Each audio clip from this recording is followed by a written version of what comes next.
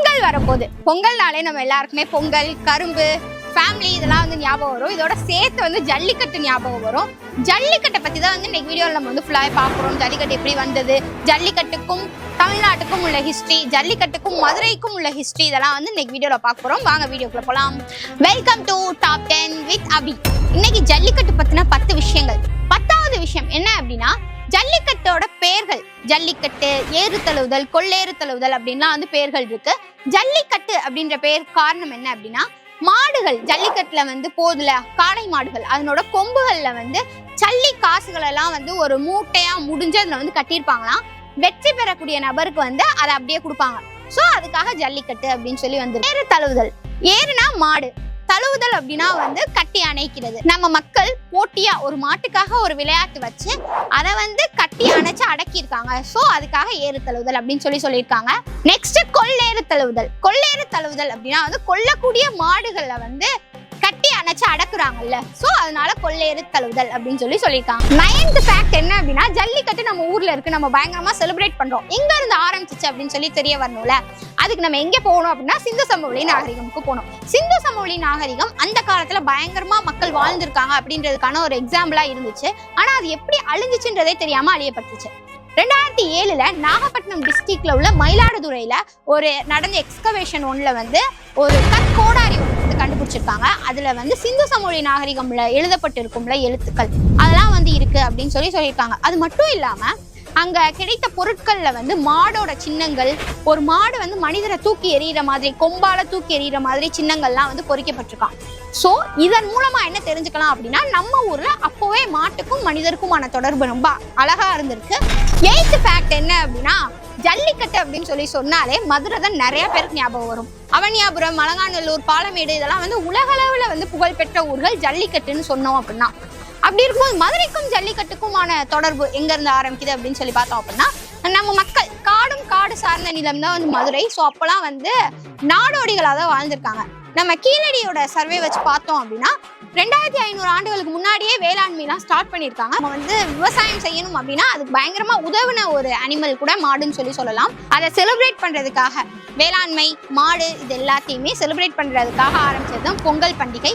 அப்போ வந்து நம்ம மக்கள் மாடை வந்து யூஸ் பண்ணி ஏறு தழுவுதல் அப்படின்ற விளையாட்டை வந்து விளையாண்டுருக்காங்க அப்படின்னு கூட சொல்லலாம்.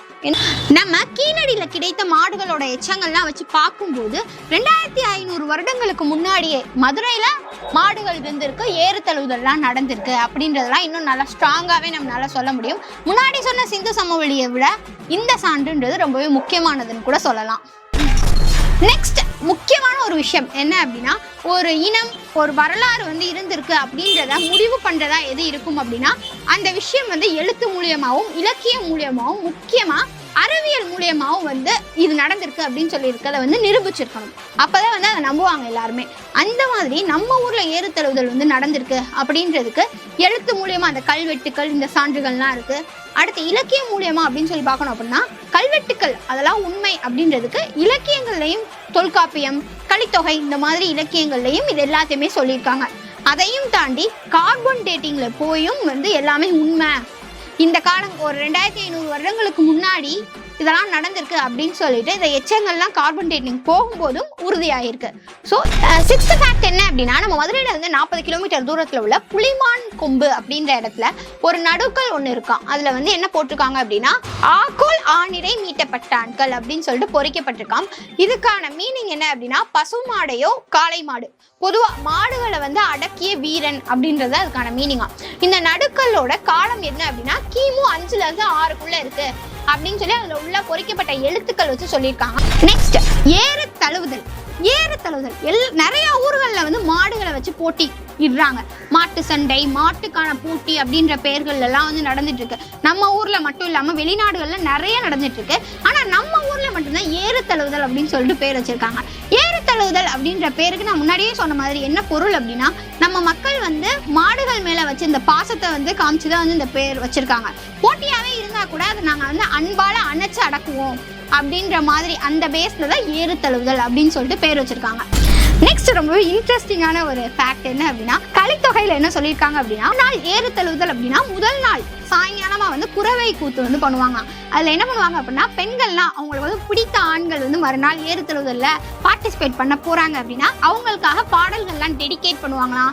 அவங்க ஜெயிச்ச மாதிரி எல்லாம் வந்து கற்பனை பண்ணி பாடல் எல்லாம் வந்து கம்போஸ் பண்ணி அதெல்லாம் வந்து பாடுவாங்களாம். இந்த மாதிரி எல்லாம் நடந்திருக்கு. இதெல்லாம் பத்தி நீங்க என்ன நினைக்கிறீங்கன்றத கமெண்ட்ஸ்ல சொல்லுங்க.